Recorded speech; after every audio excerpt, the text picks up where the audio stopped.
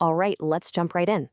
We hear all the time about auditors checking a company's finances, but that begs a pretty big question, doesn't it? Who's checking the checkers? Today, we're going to take a look inside Malaysia's system of accountability and find out exactly that. I mean, think about it for a second. When you look at a company's annual report, maybe you're an investor, maybe you work there, or maybe you're just curious, you're basically taking it on faith that those numbers are real. But how do we really know they're accurate and not just, creative accounting? Well, the answer is we rely on auditors. These are the independent pros who come in, dig through the details, and give their professional opinion on whether the financial statements are fair and true. You could almost call them the guardians of financial integrity. And that, right there, brings us to the heart of the matter. If we're all counting on these guardians to keep the system honest, who makes sure the guardians themselves are doing their job right? Who's making sure they're ethical and competent? In other words, who guards the guardians?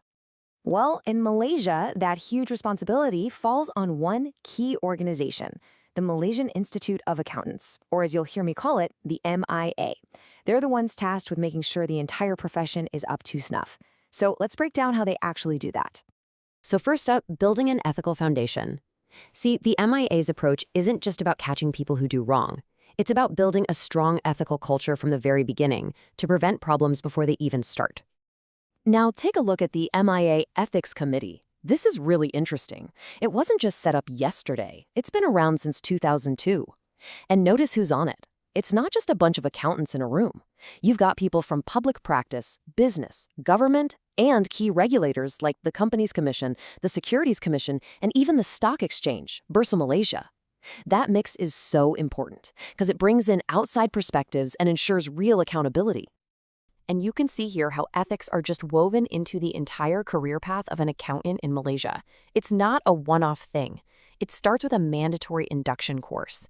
Then, if you want to be an auditor for public companies, there's a compulsory program that does a deep dive into ethics. And it doesn't stop there. Everyone has to do ongoing education to stay current. It's continuous. This quote really just sums it all up, doesn't it?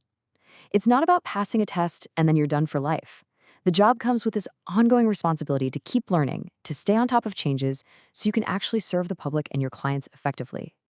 Okay, moving on to Section 2, a system of quality control. Because, having rules on paper is one thing, but making sure they're actually being followed out in the real world, that's a whole other ballgame. Now, to build trust, especially with international investors, you have to be speaking the same language. That's why the MIA doesn't just make up its own rules. It actually adopts the standards from the main global body, IFAC.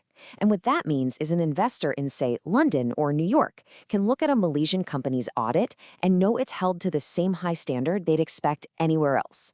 That's huge for global credibility. So, how does the MIA actually check if firms are following these big global standards? They do it through something called a practice review. You can pretty much think of it as a quality inspection for audit firms. Since 2002, they've been sending reviewers in to make sure the firm's work is actually meeting all those professional and ethical benchmarks we've been talking about. And let's be absolutely crystal clear here.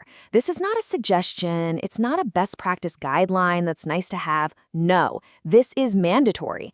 For every single approved auditor in the country, following these standards is a condition of being able to practice at all. There are no exceptions. Full stop. Which, of course, leads us to the next logical question, right? What happens when somebody doesn't comply? Well, this is where we see the disciplinary teeth of the MIA.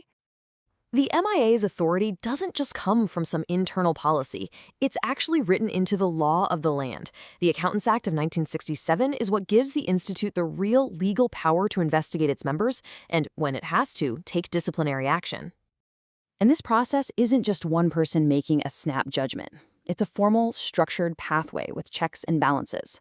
First, an investigation committee looks into a complaint. If they think there's a case, it goes to a disciplinary committee. And even after that, there's a final appeal board. So it's designed to be a fair process from beginning to end. So what kind of thing actually triggers this whole process? Well, it's pretty much what you'd expect. Breaking any of those ethical or professional standards we talked about, or frankly, just any kind of unprofessional conduct that makes the whole profession look bad.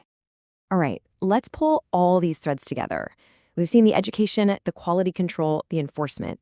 But why does all this This entire system of professional guardians, why does it matter so much in the grand scheme of things? When you look at it this way, you can see the MIA's role is really a complete circle of accountability.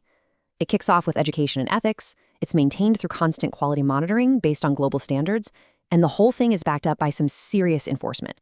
You really need every single piece of that pie for the system to work. And what all of this builds is something incredibly important, a chain of trust. The public can trust a company's reports because they know they've been audited. The company trusts the auditor to be professional, and everyone can trust that the auditor is operating inside a system that's overseen by a guardian, the MEA, that makes sure the standards are met. And here's the bottom line. This isn't just about balancing books. A trustworthy, well-regulated accounting profession is the absolute bedrock of a healthy, reliable economy. If that trust disappears, investor confidence goes with it, and the entire system starts to wobble. And that leaves us with one final thought to chew on. We've seen how Malaysia's system is set up. But in today's world, where money and investments cross borders in a split second, just how important is it for every country to have its own strong, independent guardians to make sure that global chain of trust is never, ever broken?